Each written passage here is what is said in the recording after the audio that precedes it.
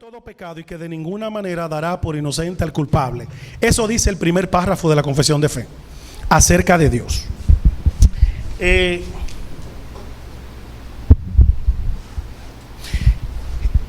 capítulo 1 empieza diciendo que Dios es un Dios. Alguien se pregunta por qué dice en la confesión que es un Dios. Yo cuando lo estaba leyendo yo decía, acá, pero esto está mal escrito, porque debería ser el Dios, no un Dios. Esto tiene que estar mal escrito.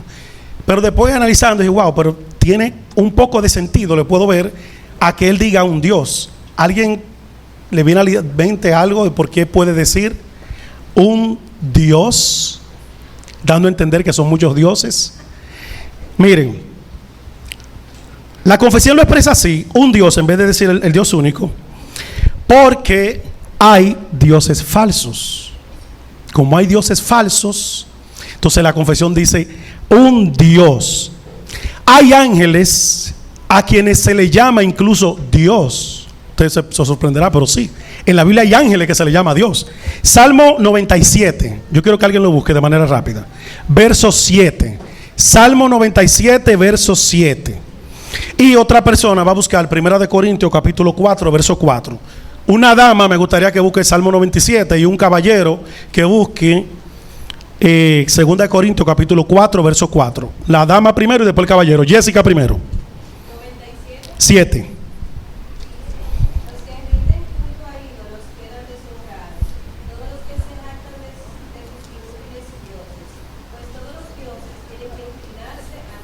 ¿Oyeron entonces? No solo a Dios se le llama Dios. Ahí vemos, aunque esté en minúscula, que hay ángeles a los que se le llama dioses también. Entonces ustedes pueden ir viendo más o menos. En nuestro diario vivir, no sé si ustedes han escuchado el término, a un magistrado, a una persona, a un juez, a una persona que tiene autoridad, que alguien lo dice a veces de manera, puede ser hasta sarcástica, o puede decirlo de una manera tal vez consciente. Pero hay gente que le dice, oye, pero fulano se cree un Dios. ¿Usted lo ha oído, Venezuela? Fulano se cree un Dios. ¿Por qué? Porque esa persona se cree con autoridad máxima y ese tipo de cosas. Entonces, el término Dios a veces se usa para algo muy excelso, para algo muy grande, para alguien que cree que tiene esa autoridad, el término Dios. 2 Corintios capítulo 4, verso 4, y vamos a ver cómo también a alguien que es poderoso se le llama Dios, que no es Dios. 2 Corintios, un caballero, yo pedí que lo leyera. Un caballero, 2 Corintios 4, 4. Jimmy.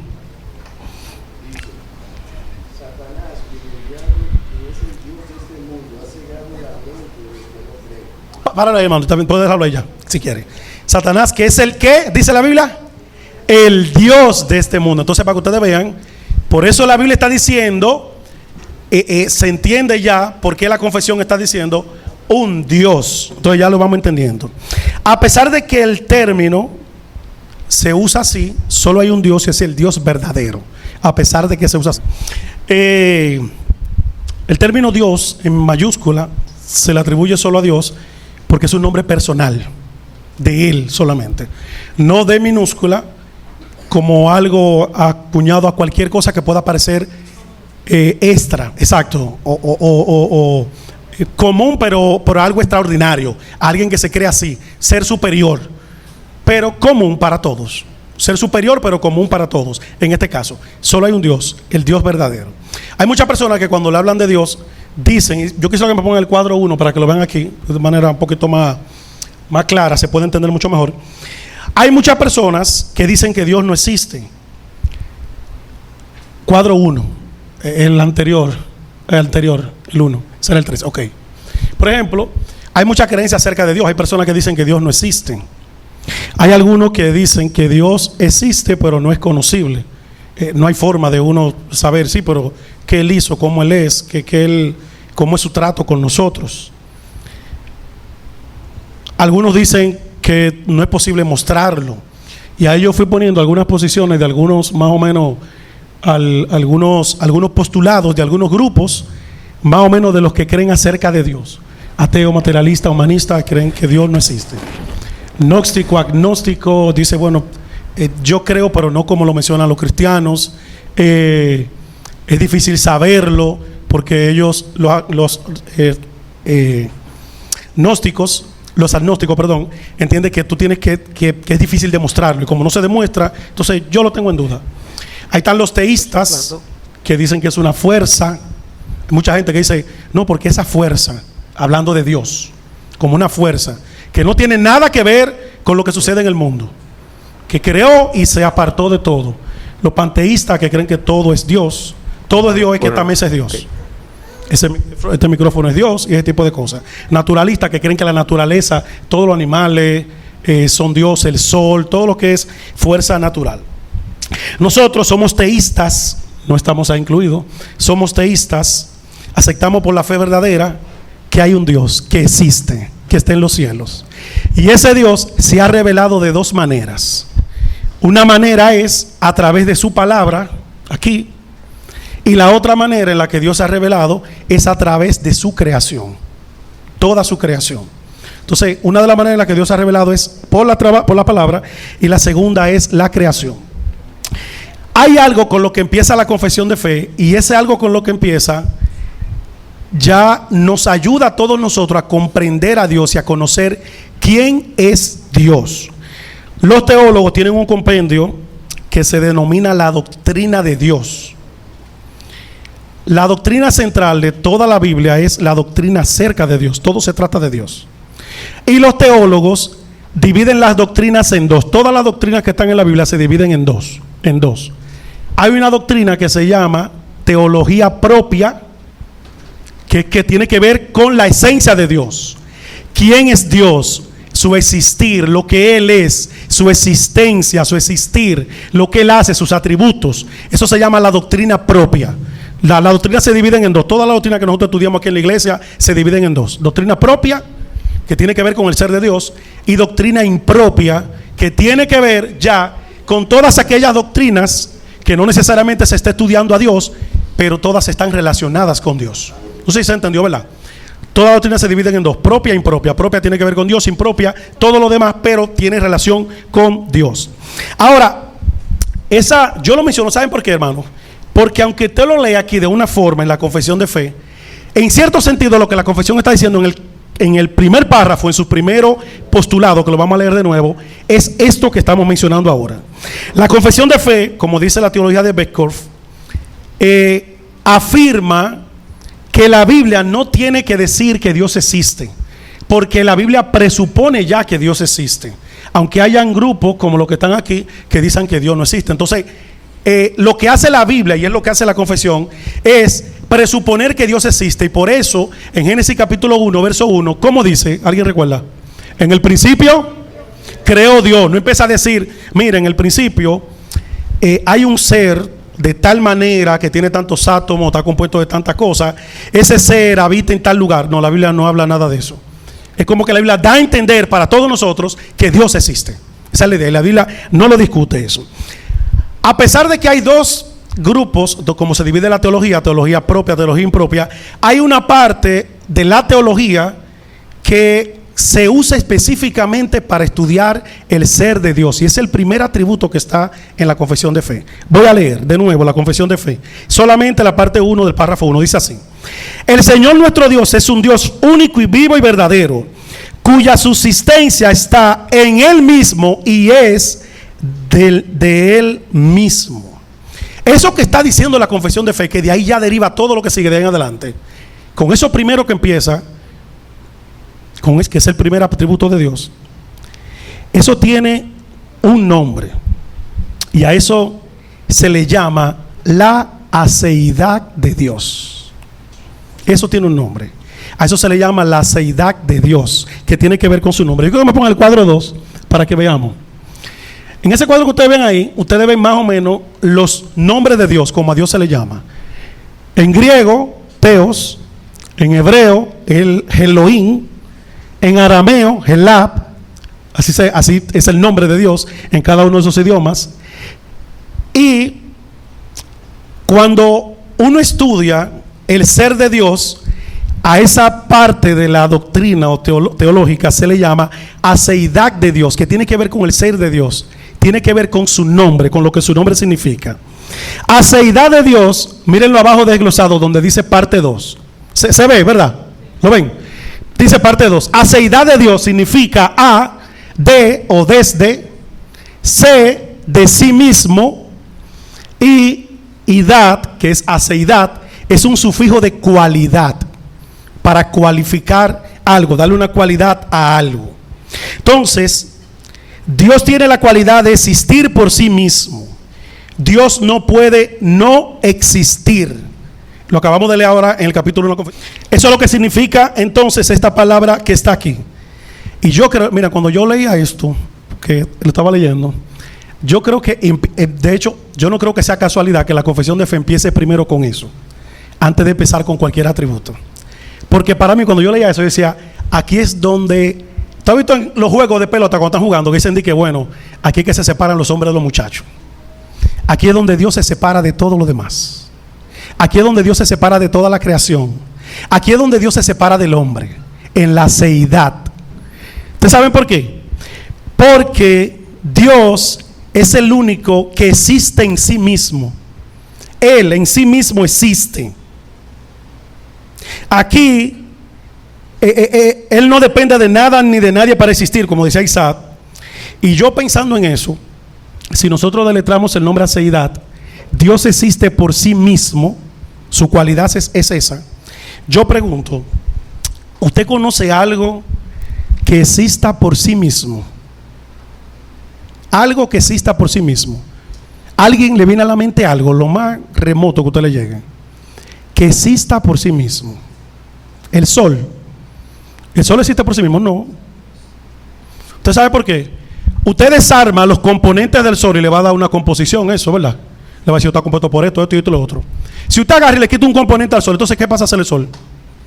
Ya pasa a ser otra cosa. O lo disminuye los componentes del sol, o de la materia, o de la gravedad, lo que usted quiera. Busque lo que usted le dé la gana en su mente. Búsquelo lo que usted le dé la gana en su mente. Si usted le quita una parte a eso, entonces ya eso pasa a ser otra cosa. Y eso no es eso. Con Dios no sucede así. Dios no tiene partes como el sol. No está compuesto de muchas partes. Y eso es lo que está diciendo la seidad de Dios. Dios existe en sí mismo. A Dios usted le quita, a mí me quitan un brazo o un pie y yo sigo siendo Jochi, pero de ahora en adelante me van a decir Jochi el mocho, el cojo, o el mocho, o qué sé yo qué. Dios no, con Dios no pasa eso. Con todo lo que existe en el mundo entero, todo está compuesto de partes, o empezó a existir un día. Por eso es que Dios es el único que no dependió de nada para existir, todo dependió de algo para existir. ¿Cuál es el nombre de Dios? Y con eso entonces comprendemos lo que es la seidad. El nombre de Dios está en Éxodo capítulo 3, verso 14. Dios le dice a Moisés, cuando Moisés le dice a Dios, Éxodo 3, 14, Moisés le dice a Dios, ¿cómo le voy a decir a Faraón que tú te llamas cuando él me diga quién te mandó a salir? ¿Qué le dijo Dios a Faraón? Yo soy. ¿Ustedes saben por qué? Porque Dios no puede decir otra cosa. Yo soy. ¿Y ustedes saben qué? Solo hay una o alguien en el mundo que puede decir yo soy siempre, que es Dios. Porque el sol un día empezó a existir. Stephen Hawking, que murió, estaba viendo la película de él en estos días, el día pasado con mi esposa. Una biografía, una película de él. Y él hablaba de eso, de demostrar que Dios no existió. Y él quería ir al origen de cómo se formó el universo, de cómo empezó todo.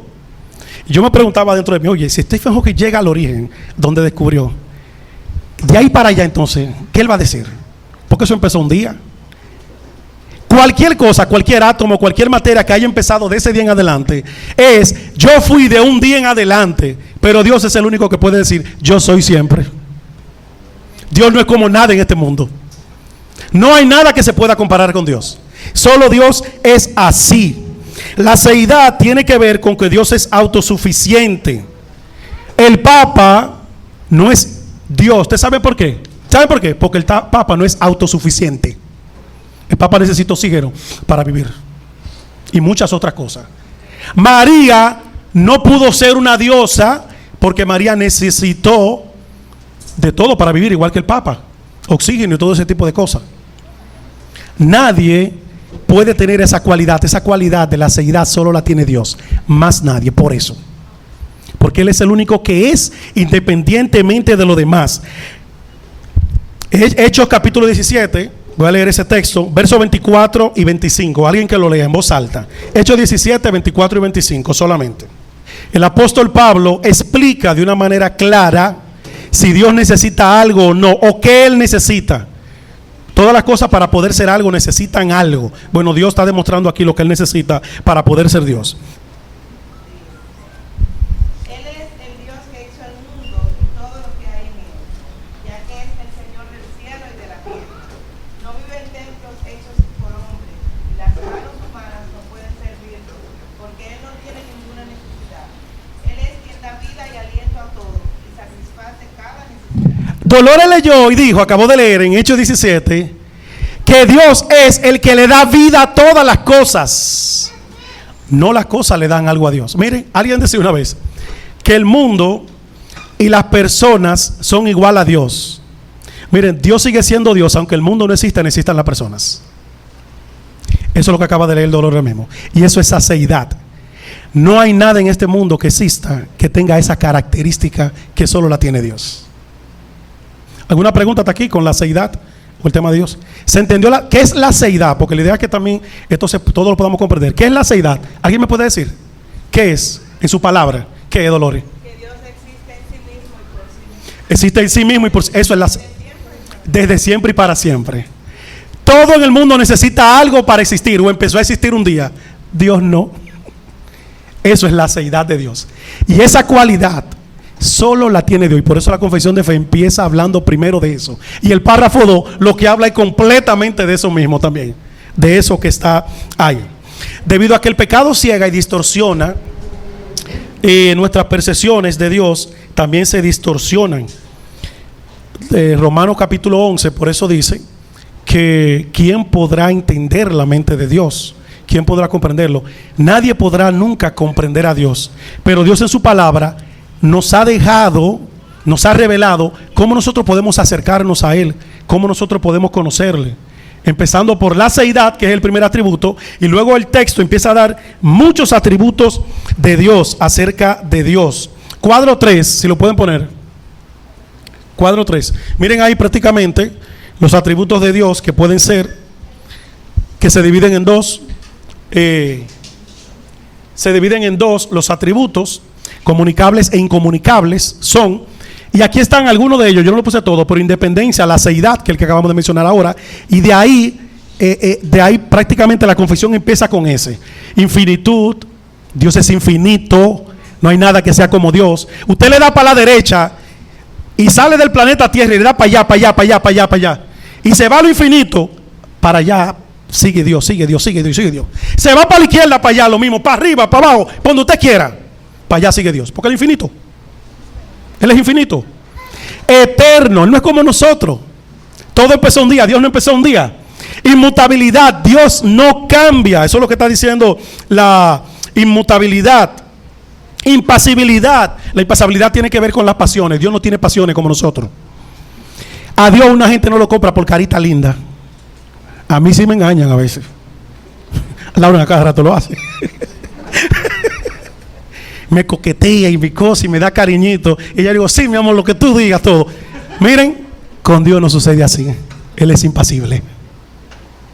Con Dios no sucede así. Pero ustedes saben del otro lado, para que diga, para del otro lado. Dios, cuando ha decidido amar a una persona, no se guapo, guapo contigo y te dice, bueno, Tima, nunca te voy a ver y te voy a querer tener cerca. Eso no es glorioso, hermanos, saber eso también. Porque Él no es como nosotros. Eso habla de su impasibilidad. Hermano, entonces ahí está la impasibilidad, la omnipresencia. Dios está en todo lugar, pero Dios no es todo, porque eso es panteísmo. La silla no es Dios. Dios está en todo lugar, pero Dios no es todo. Soberanía, Dios es el supremo rector. Omnisciencia, Dios lo conoce todo, todo lo porvenir, Dios lo sabe. Omnipotencia, justicia, amor, verdad, santidad.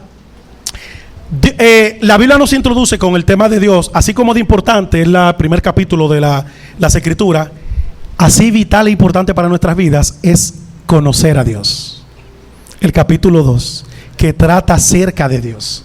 Eso es vital para todo ser humano. Vital para todo ser humano.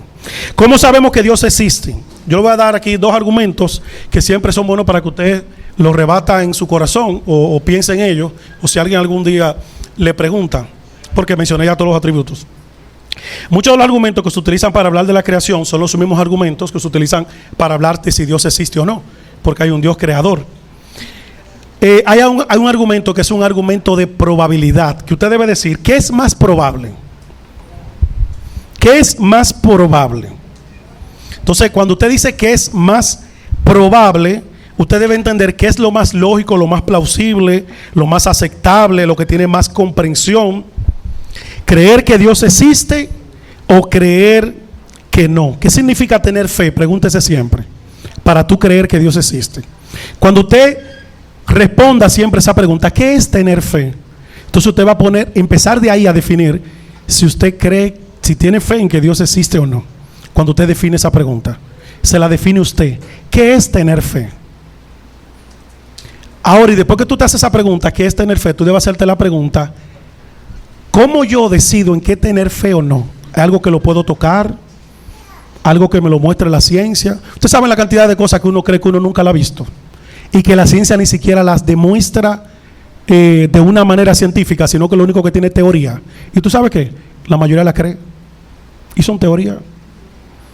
Entonces a veces nosotros somos incongruentes en muchas cosas, porque decimos, bueno, para yo creer esto yo tengo que tocarlo. Sí, pero hay cosas que muchas cosas que tú las crees y tú no las tocas. 2, hay un argumento también de orden y de diseño. Solo hay 2 posturas en cuanto a esto: o el universo se autocreó solo o alguien lo creó. Y uno debe preguntarse, ¿qué es más posible? ¿Que se haya autocreado el universo o que alguien lo haya creado? Yo siempre digo, miren, tuve el problema que ponía una clase de confesión cuando se daba ahí arriba la clase de confesión. Si usted entra a una casa, además aquí a la iglesia, a este templo, aquí ahora mismo, usted entra ahora aquí y la primera persona que entró fue usted, el que sea, usted entró primero que todo el mundo, no ha entrado nadie aquí, nadie ha entrado. Usted entró por esa puerta y usted encontró las sillas ordenadas, el piso limpio, el aire prendido para que cuando usted venga no sienta calor, encontró los micrófonos ya en su lugar, todo puesto en su lugar, cada cosa como va. Si usted llega aquí y encuentra eso y usted pregunta, oye, ¿quién hizo esto? Y alguien le dice a usted, alguien, quien sea, Valentina, una niña, le dice a usted, eso fue el gatico mío que lo arregló todo. ¿Tú le crees eso? ¿Usted le creen? Eso fue el gato, el perro que lo arregló, o eso se arregló solo. ¿Ustedes creen eso? Usted dice, no, se lo arregló alguien. El orden que tiene el mundo dice que hay alguien que lo ordenó. El orden que tiene el mundo. Y eso es bueno siempre verlo. El orden en la creación habla de alguien que lo ordenó. Yo no tengo problema, me maravillan incluso los temas de ciencia y todo eso. Que los científicos se maravillan y nos maravillan con los descubrimientos que hacen. De los átomos, la galaxia, el principio del universo, todos esos descubrimientos que hacen, eso es maravilloso. Pero yo creo, ¿saben qué? Que más maravilloso debería ser saber que hay alguien que fue que creó eso maravilloso. Y ese es Dios. Tiene un nombre, se llama Dios. Eso debería ser lo más maravilloso. Porque así como esto no se arregló solo, ¿quién puede creer entonces que el mundo como está, cada cosa en su lugar, que si la gravedad fuera diferente, la vida sería totalmente difícil y muy diferente? Que si la Tierra no girara al movimiento que gira, las vueltas que da, a la velocidad que la da, fuera mucho diferente las cosas. Entonces cada cosa así que funciona de esa manera, eso habla de alguien que lo ordenó de esa manera, y ese es Dios. Si no hay ninguna pregunta, entonces, ¿hay alguna pregunta? Un comentario, Dolo, y terminamos entonces contigo. Nadie levantó la mano.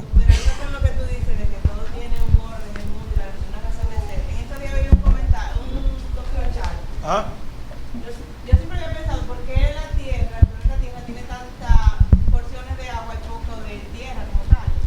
Veía un documental donde se explicaba que la mayor parte del oxígeno que necesitamos para vivir se produce en el mar, en el océano. Que normalmente a nosotros nos dicen que son las plantas, los pulmones de las ciudades, pero el aire viene principalmente de los océanos. Entonces los océanos tienen una función vital para lo que somos criaturas terrestres también. Entonces Dios pensó en absolutamente Imagínate que cualquiera de los que estamos aquí, Dios le había dicho, crea tú el mundo y hazlo como tú entiendas. Yo no sé si hubiésemos creado el mundo como Dios lo creó.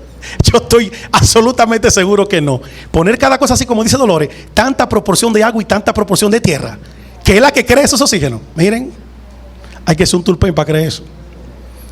Hay que ser un tulpen para creer eso. Y eso es lo que está diciendo la hermana Dolores. Como eso incluso habla de ese orden creativo de Dios, que todo lo puso en su justa dimensión correcta. El hombre que ha ido maltratando la naturaleza, y por eso todo lo que vemos, los cambios climáticos, pero Dios ha creado todo bueno y en su manera correcta. El hombre que lo ha dañado todo. Entonces, hermanos, vamos a orar. Voy a orar y voy a pedir al hermano Jimmy que pase con la lectura, hermano, que le mandé. Oramos. Señor y Dios, gracias por este tiempo que nos has concedido, que todo sea para bendición de nuestras almas y sigue siendo con nosotros en el resto de este culto. En Cristo oramos. Amén.